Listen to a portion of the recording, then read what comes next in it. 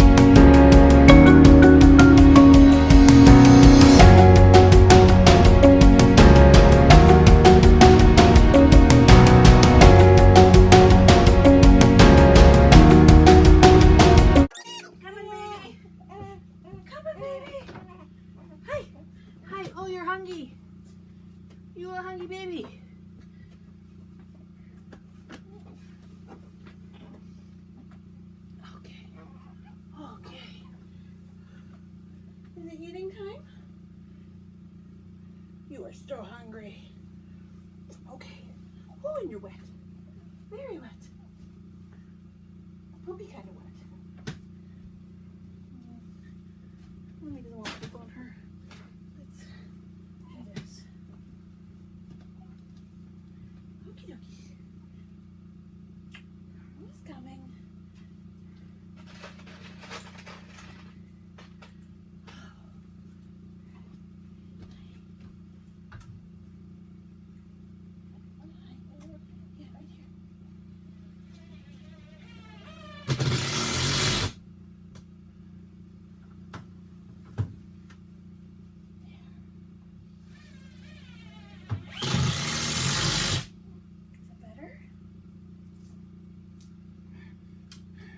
You're so hungry.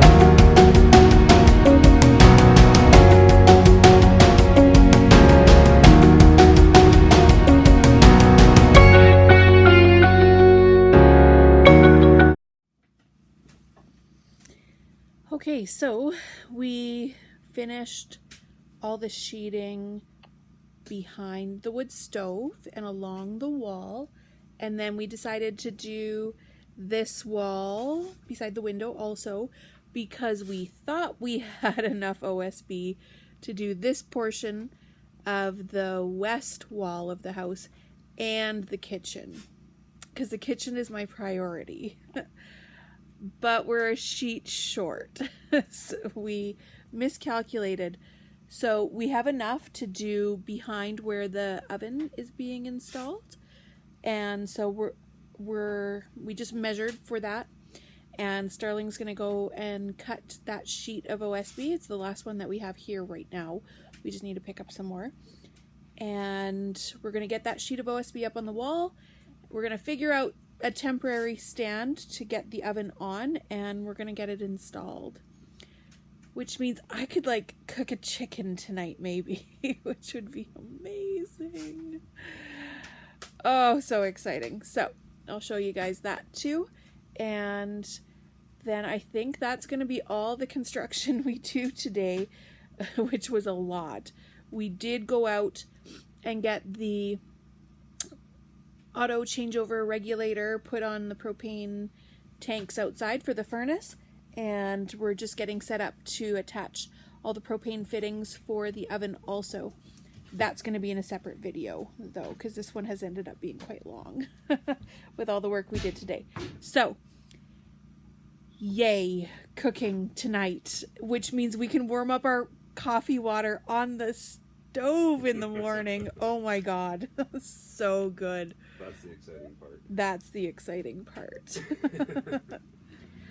Okay, we have our sheet of OSB up, which is, I mean, the whole wall's not done yet. We just did this section.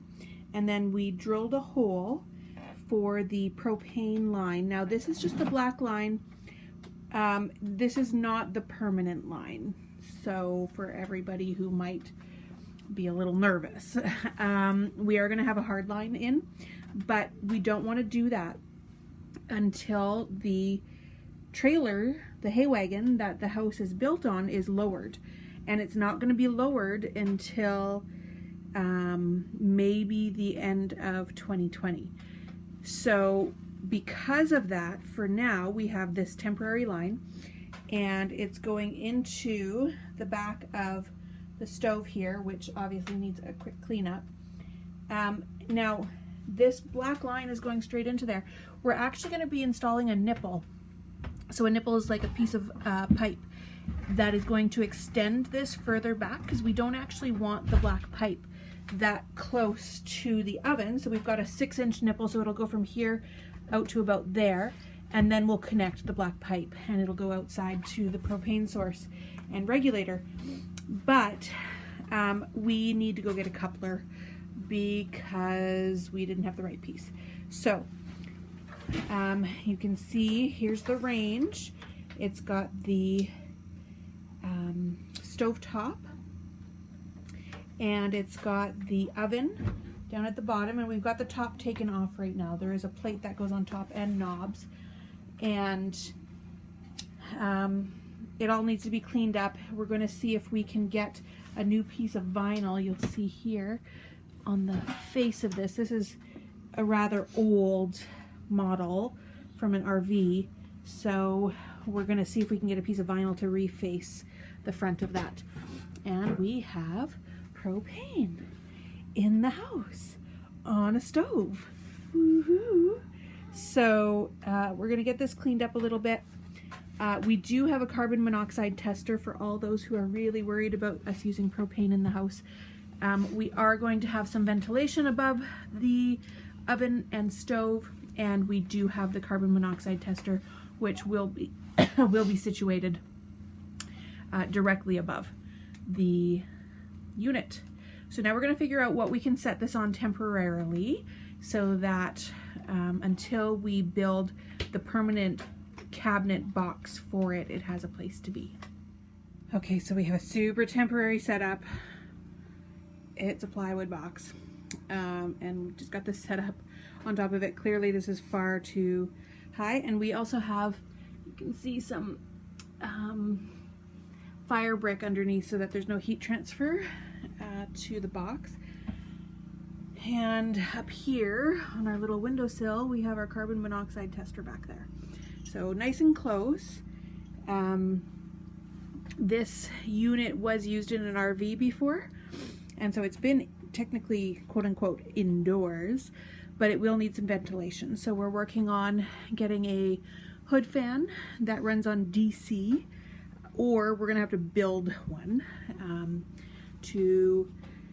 or I shouldn't say we'll build one, but retrofit one with a DC fan.